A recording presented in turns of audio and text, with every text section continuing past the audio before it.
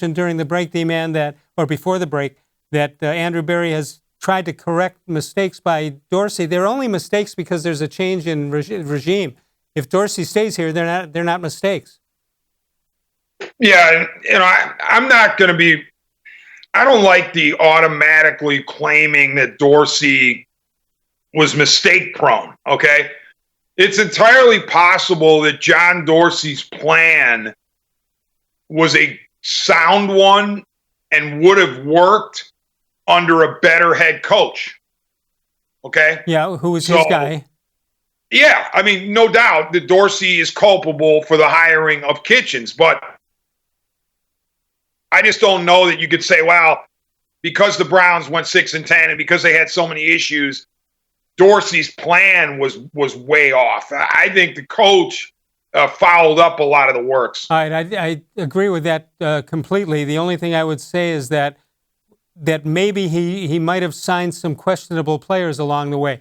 It seems to me that his first several moves seemed to be all good. There was no complaints about it. Then maybe he got cocky, or maybe certain people weren't available. It just seemed that he changed his theory of questionable characters. Or, I keep hearing, well, we want to mold men also. I don't necessarily believe that for a minute.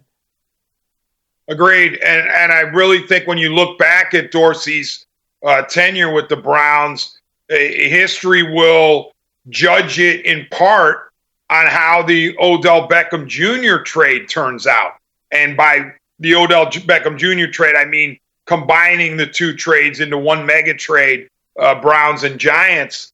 And as of right now, it looks like it leans toward the Giants. Yeah, but 1 year is not the time to tell. You got to rate it after a couple of years. All right, so are these corrections or are these things that had to be done? All right, after 2018, Browns offensive line, it had been ranked as number 2 by Pro Football Focus. Dorsey traded away Kevin Zeitler and to the Giants in 2019. That, again, as you mentioned, is part of the deal for Odell Beckham. After 2019, Browns offensive line ranked 23rd, so by Pro Football Focus, they go from number 2 to number 23. And then to undo that, the Browns signed Jack-Conklin to a 3-year deal with worth $42 million on that. All right, is this a correction of a mistake also? Freddie-Kitchens' offense ran the ball 40% of the time, 4.8 yards per rush.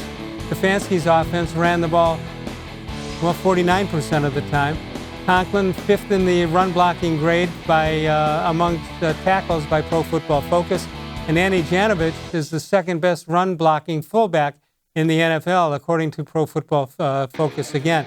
So when you change GMs and coaches, you're changing schemes, and some guys are good in your system and maybe not in others. All right, now that we look at the tight ends, mistakes that could have been made by Dorsey, Demetrius-Harris, and Ricky Seals-Jones dropped a combined 6 passes on 49 targets in 2019. The Browns signed Austin Hooper to a 4-year deal at worth $44 million, and Hooper dropped 1 pass on 97 targets. That's pretty good in 2019. Hooper 75 receptions, 787 yards, 6 touchdowns in 2019, and looks like he did his homework on joining the Browns. Talked to a couple of former tight ends of the Browns. Barnidge was one, and they gave him the word on Cleveland fans and the city of Cleveland, and he at least said that was one of the reasons he picked the Browns over anybody else.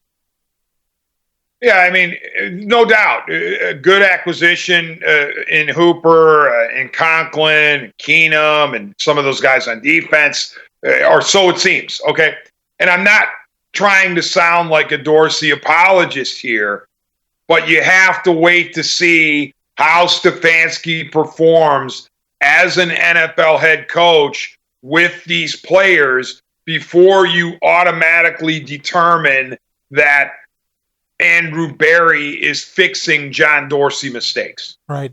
And that's my point. What Stefanski will have, though, is 2 legitimate tight ends, because Njoku looks like, now that he got rid of being under the auspices of Freddie-Kitchens, you got the 2 tight ends, you got 2 wide receivers, 2 good ones, assuming they're healthy, and then 2 running backs. So it looks like Looks like the defensive coordinators on the opposing teams are going to have a lot to think about in the week prior to a game with the Cleveland Browns. You would think, Les, but and I'm not trying to be pessimistic, Pete. I really am not. I'm trying to be realistic, Rick, I guess. We got to see what Njoku can do again, all right, because of what happened in 2019 with various issues, including injuries and seemingly the doghouse. And we also have to see how Beckham and Landry respond to their injury situations. Beckham with the surgery on the core and Landry with the surgery on the hip. But most importantly, of course, we have to see how Baker Mayfield responds to the adversity of 2019, the subpar performance of 19. Because if Mayfield doesn't do the job, all this other stuff doesn't mean anything.